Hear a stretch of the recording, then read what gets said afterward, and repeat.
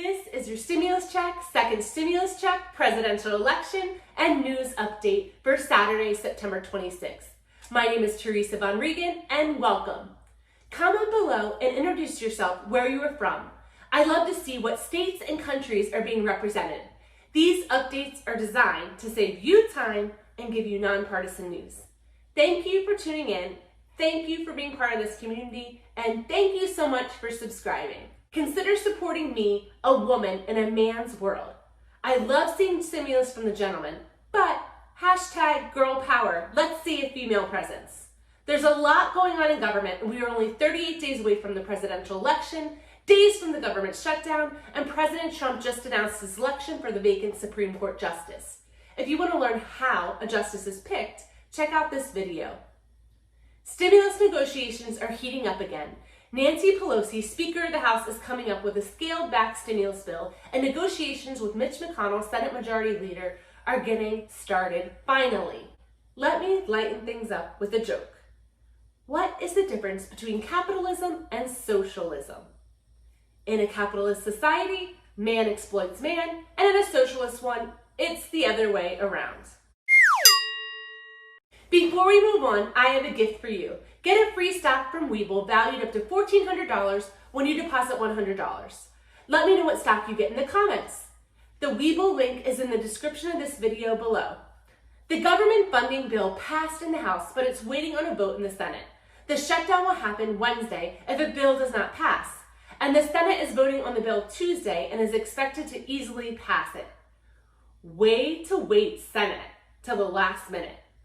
Things continue to heat up in Congress. Nancy Pelosi has finally received enough pressure from the Democratic Party, Steven Mnuchin, Treasury Secretary, and Jerome Powell to finally sway her to change her tune on the stimulus package. Check out this video that tells you what happened earlier this week when Powell and Mnuchin testified before Congress. Remember, back in August, over 100 Democrats signed a petition to urge Pelosi to pass a smaller stimulus bill. I think Pelosi and Trump are like the most dramatic two characters in the reality TV show called Congress and the White House 2020. Who needs reality TV when you have Congress and a president with no filter? If you're watching these crazy characters, you know what I'm speaking about. Hashtag truth. Not a single Democrat has suggested Nancy Pelosi for another term as Speaker of the House. She is definitely in jeopardy of losing her title if she doesn't close a deal on stimulus. Representative Golden led a letter to Pelosi and House Minority Leader Kevin McCarthy Tuesday, co-signed by 20 other Democrats and 13 Republicans, saying the House should remain working in Washington until there's a bipartisan deal. Our constituents' expectations in the midst of this crisis are that we not only rise to the occasion and stay at the table until we deliver the relief they so desperately need, but also that we set aside electoral politics and place the needs of the country before any one region, faction, or political party. Yes, that's what needs to happen. There's been talk about also voting to get Pelosi out as Speaker of the House and before the election. With all the drama building around Nancy Pelosi, she has finally come up with a scaled down package that is more of a compromise with Republicans. Nancy Pelosi is aiming for a price tag of $2.4 trillion. What's in this bill is a second stimulus check, more federal unemployment, PPP, rental assistance, bailout of the airlines, state and local government money, money for restaurants, and more. Other details of the bill Pelosi is proposing is in the Wall Street Journal article below. The new bill is expected to be voted on by October 2nd, so just next week. I finally feel like Congress is taking action on stimulus again. Thank you. Actions speak louder than your cheap words, Congress.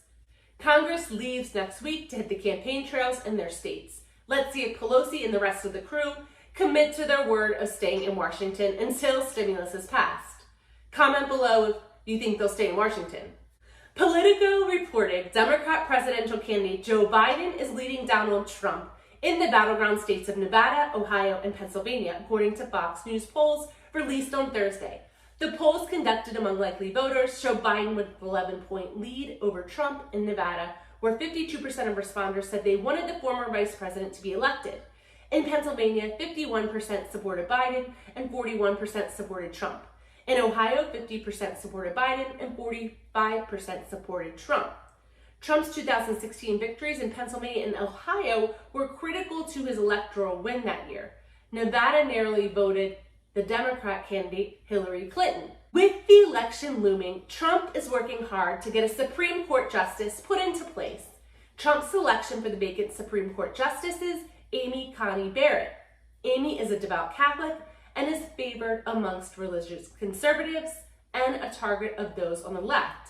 Barrett is likely to vote in favor of overturning the long-standing abortion law enacted by Roe v. Wade. 2020 has certainly been a dramatic year on so many levels, especially with Congress. With the bipartisan agreement when it comes to the stimulus checks and now Pelosi starting to flex, I believe stimulus can pass in the next 2 weeks. If not, maybe next week even. My opinion is still that someone is going to give us stimulus before the election. Why? Well, let's be real. Like I said, it's a game to get reelected. People who want to get reelected want to give money.